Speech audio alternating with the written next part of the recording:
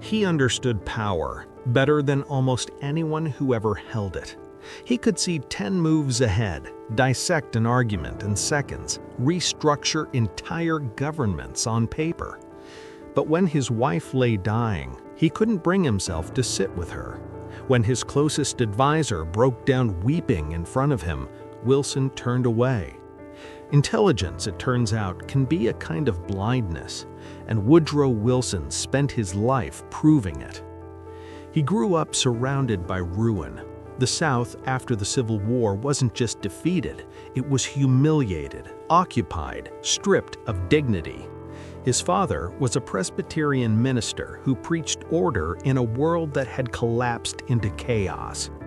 Young Tommy Wilson watched his father command respect through words, through intellect, through the sheer force of moral certainty.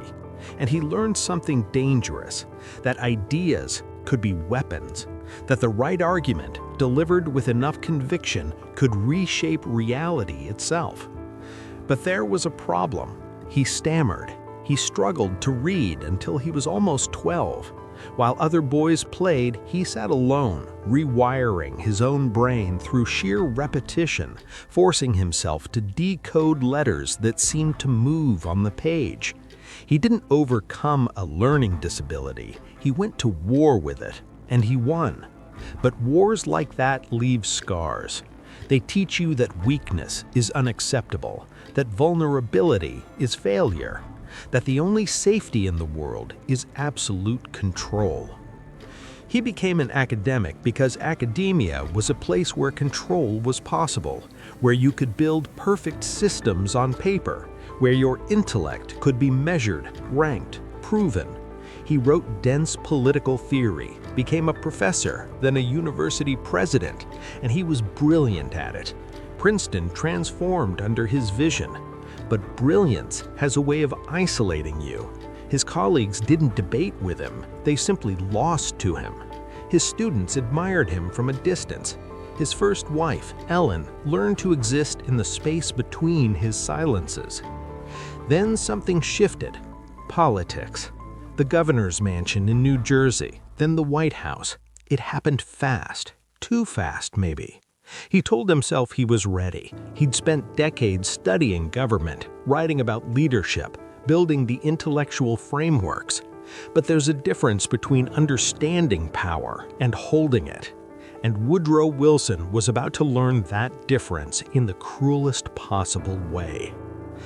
He entered the presidency believing that reason could govern human affairs, that if you just explained things clearly enough, brilliantly enough, people would see the logic and fall in line. He pushed through revolutionary reforms, the Federal Reserve, antitrust legislation, labor protections. He did it through sheer intellectual domination. But dominance isn't leadership, and the people closest to him started to feel it. His cabinet members weren't advisors, they were instruments. His political allies weren't partners, they were tools to be used or discarded. Then came the war he promised to keep America out of, the war that broke him. He resisted for years, watching Europe tear itself apart, believing that neutrality was possible, that reason could prevail. But reason doesn't stop artillery shells. It doesn't prevent trenches from filling with poison gas. And when he finally committed American troops, something inside him calcified. The man who valued intellectual precision became rigid, absolute. He didn't just want to win the war, he wanted to redesign the entire architecture of international relations. The 14 points, the League of Nations, his vision for permanent peace. It was brilliant, genuinely, historically brilliant. A framework that could prevent future wars through collective security and international cooperation. He went to Paris after the armistice as a kind of messiah. Crowds lined the streets. They called him the savior of civilization. And for a moment, he believed them. But Ellen was gone by then. She died in 1914, and he'd barely grieved. He remarried quickly, too quickly, to Edith, a woman who understood what he needed. Not intimacy, but management. Someone to control access, filter information, protect him from anything that might penetrate the armor. He was surrounded by people now, but more alone than ever. Because loneliness isn't about being physically isolated. It's about being unable to let anyone see you clearly. In Paris, he negotiated with men who didn't share his reverence for abstract principles. Lloyd George wanted to protect the British Empire. Clemenceau wanted to crush Germany. They smiled at Wilson's idealism and then quietly dismantled it. The Treaty of Versailles became a compromise that pleased no one.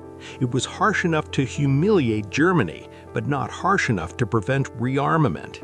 It planted the seeds of the next war, while Wilson desperately tried to salvage his League of Nations. He came home with a treaty that required Senate approval. And this is where the tragedy accelerates, because Wilson couldn't compromise anymore. He'd compromised in Paris and felt it like a betrayal of everything he believed. So when senators asked for modifications, when his own allies begged him to accept reservations that would guarantee passage, he refused. Not because the reservations were unreasonable, but because accepting them would mean admitting that his vision wasn't perfect, that his intellect hadn't been sufficient. He decided to take his case directly to the people. A national speaking tour, dozens of cities, speech after speech, each one more desperate than the last. His health was already failing. Headaches that lasted for days, vision problems, exhaustion so profound that aides had to help him off trains. But he kept going, because stopping would mean accepting defeat. And defeat for Wilson was worse than death. Then his body made the choice for him. Pueblo, Colorado, September 1919. He collapsed mid-tour. They rushed him back to Washington. Days later, a massive stroke.